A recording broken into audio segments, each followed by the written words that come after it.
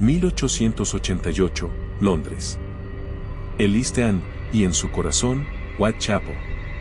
Sus calles, envueltas en neblina y miseria, eran el escenario perfecto para el crimen. Prostitutas, borrachos y mendigos llenaban las esquinas, sobreviviendo como podían. Pero bajo la superficie, algo más oscuro acechaba. 31 de agosto de 1888. Mary Ann Nichols fue encontrada muerta en Bucks Row. Su garganta cortada profundamente y su abdomen horriblemente mutilado. Las autoridades no sabían que este asesinato sería solo el primero de una serie que teñiría de sangre las calles de Whitechapel. Solo una semana después, Annie Chapman fue descubierta en un patio trasero en Hanbury Street. Su cuerpo, destrozado más salvajemente que el de Mary Ann. Esta vez, el asesino había extirpado órganos, sugiriendo una precisión quirúrgica. Londres temblaba ante un asesino que parecía matar por placer. La prensa explotó con titulares aterradores. El asesino sin rostro comenzaba a ser conocido como Jack el Destripador, tras recibir una carta burlona supuestamente escrita por él mismo. Las mujeres del East End vivían con el miedo constante de que la próxima víctima sería una de ellas. El 30 de septiembre de 1888, Jack fue más cruel. 2 víctimas en una noche. Elizabeth Stride fue hallada en Dudfields Yard sin las mutilaciones habituales. Se cree que fue interrumpido. Pero 45 minutos después, Catherine Adams fue encontrada con su rostro desfigurado y sus órganos arrancados. Cada asesinato era más brutal que el anterior, cada víctima dejaba atrás un rastro de horror más difícil de procesar.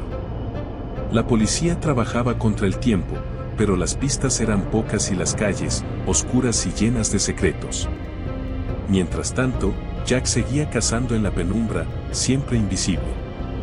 Los forenses observaban con horror el trabajo meticuloso del asesino. Los cortes en la garganta de sus víctimas eran limpios, las mutilaciones del abdomen eran espantosas. Las teorías crecían, pero las respuestas parecían más distantes con cada nuevo cadáver.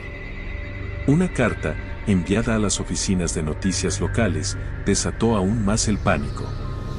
Firmada como Jack el Destripador, el autor se mofaba de la policía y prometía más sangre. ¿Era realmente el asesino quien escribía estas palabras o solo un oportunista?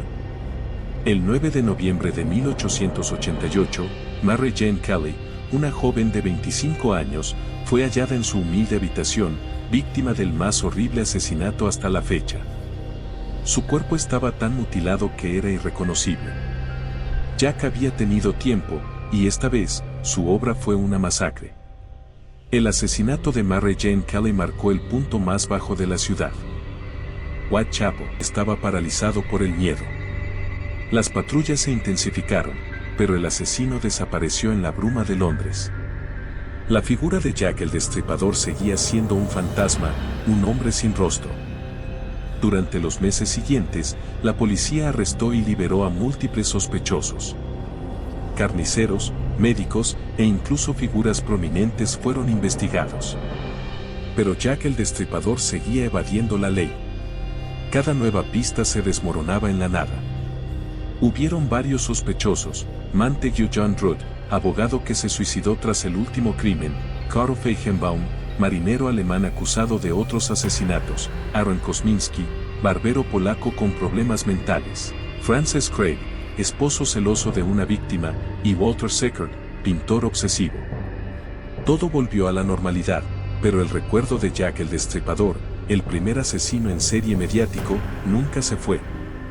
La policía cerró el caso, pero 130 años después, su identidad sigue siendo un misterio. ¿Era un hombre común o solo una leyenda que se alimenta de nuestras peores pesadillas?